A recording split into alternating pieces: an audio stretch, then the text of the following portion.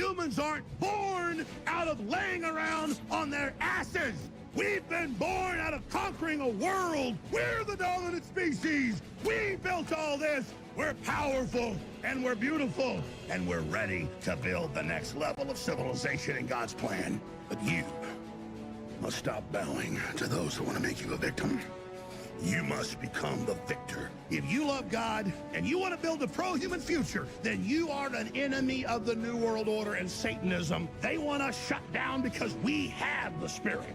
I'm jacked into the source. I know the secret, and I want to see you empowered.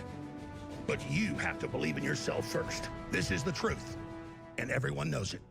Well, ladies and gentlemen, the saga continues. The left continues to enact terrorism, and then the elected politicians refuse to condemn it. It's an interesting cycle, to say the least, and we're going to watch AOC give her take from an interview, or rather, on-the-street report. It's an interview of sorts. But we're going to watch how she responds to this, and I have some thoughts to share. All right, the FBI investigating the bombs found in a Tesla showroom in Austin as protesters prepare for their Tesla takedown day of action this week. Here's AOC on who she's blaming for the violence against Teslas. I think Democrats are to blame for why people are so triggered by this? Because no, absolutely when not. you're at rap. I mean, the way that question is phrased, of course, she's going to say, no, Democrats aren't to blame for, the violence and the rhetoric. And I mean, of course they are, but, it's like, calling Elon Musk, a Nazi and stuff like that. Of course, it ramps up rhetoric. They're trying to get people angry because when people are angry, choices are binary.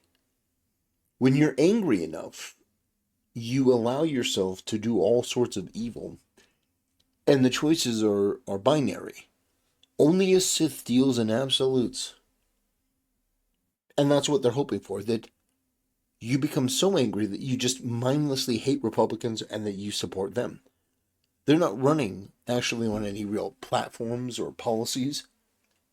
They're just running on Republicans bad, which doesn't appear to be working very well for them, considering their approval rating is like 27% at the moment, 11% with independents. Like, it's shockingly low.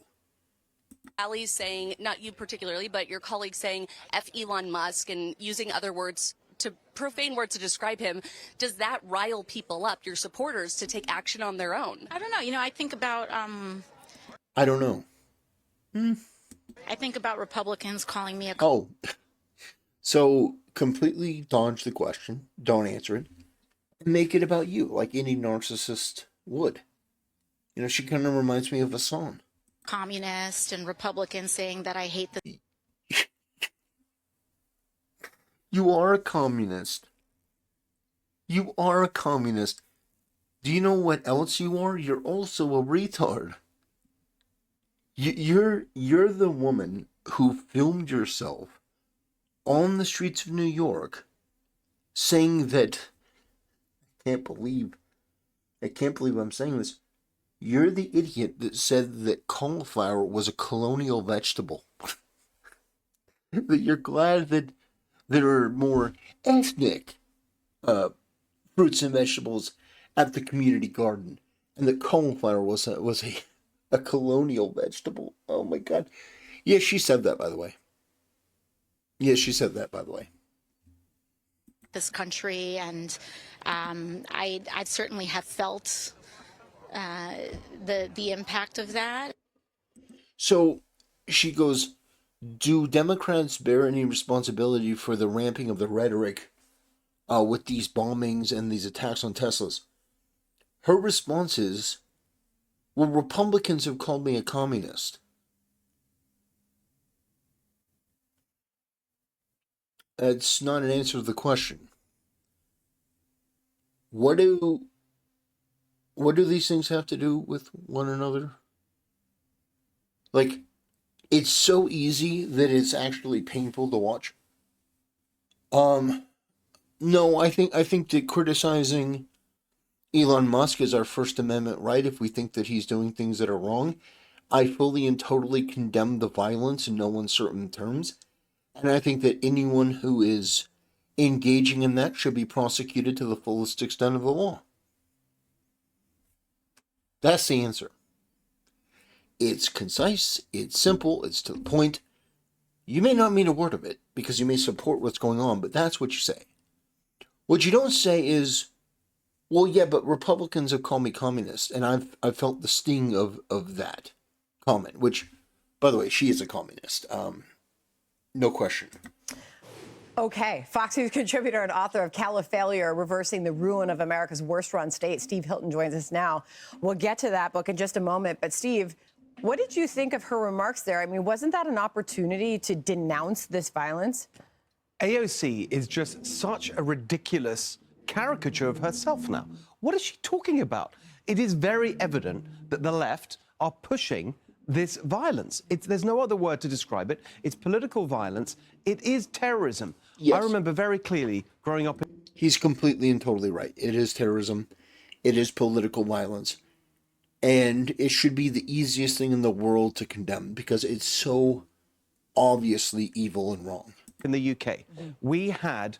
And the correct response is not, yeah, but Republicans. Yeah, but J6. Yeah, but this. Yeah, but no.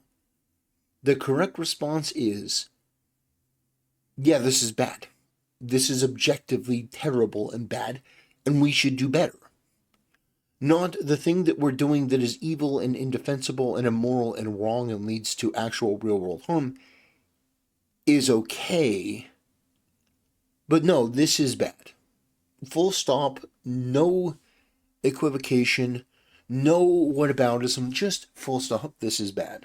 Regularly, you'd have bombing, little bombs in litter bins on the street, at railway stations, in pubs. It was IRA, the Irish Republican Army. It was a terror campaign. It was designed to influence policy. That's what this is. Yeah. It is designed to influence policy, and it's even worse than that because you look at Elon Musk. This is one of the greatest entrepreneurs of all time, probably the greatest entrepreneur. He's trying to help his country.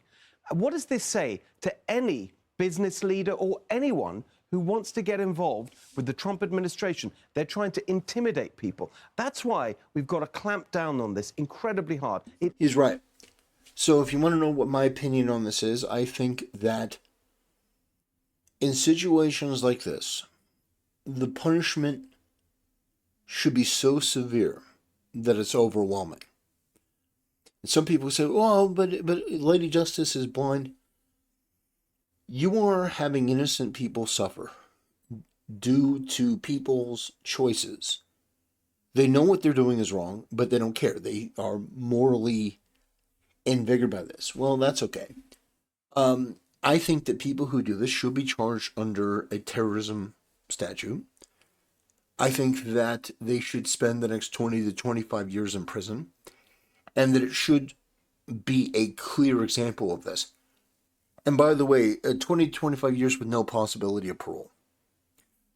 And you make this crystal clear. You broadcast this out, and you say, this is going to happen if you continue to conduct yourself in this way.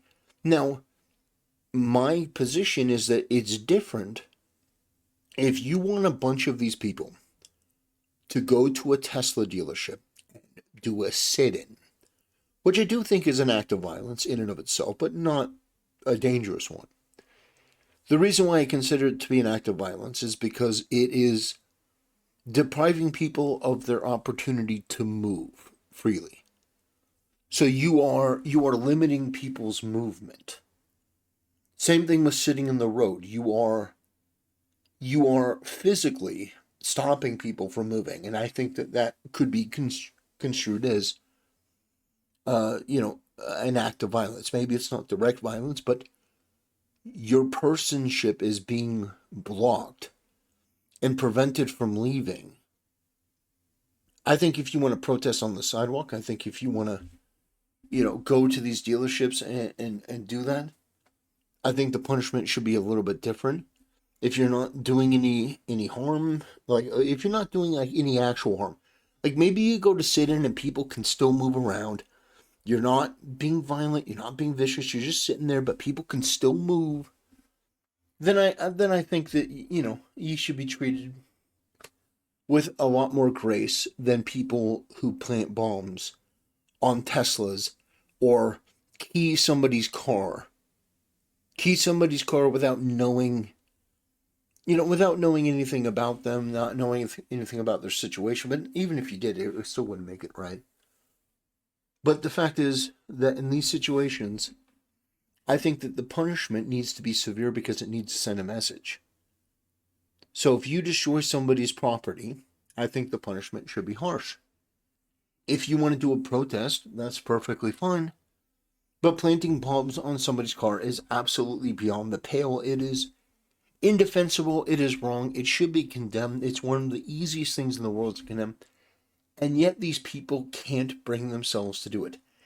AOC can't simply say, this is bad. In the same way that Hassan just can't say that terrorism is bad. Because he doesn't believe it. She doesn't believe it. She doesn't believe that violence is bad. She supports stuff like this because it's activism. It's movement to her. She doesn't view this sort of stuff as an actual crime. She thinks the crime is that Elon Musk can, you know, be a free citizen and make his own choices and, you know, help the government to cut down on some of the waste, fraud, and abuse. So, ladies and gentlemen, this is going to be a little bit of a shorter video, but I just wanted to cover this. I wanted to talk about it, bring it up, because I think it's important. This needs to stop. A message needs to be sent. If you attack a Tesla, whether it's a Tesla dealership or an innocent person driving a Tesla, I think that they need to throw the book at you. And you need to spend a long time in jail. Anyway, that'll do it. Thanks for watching. See you next time.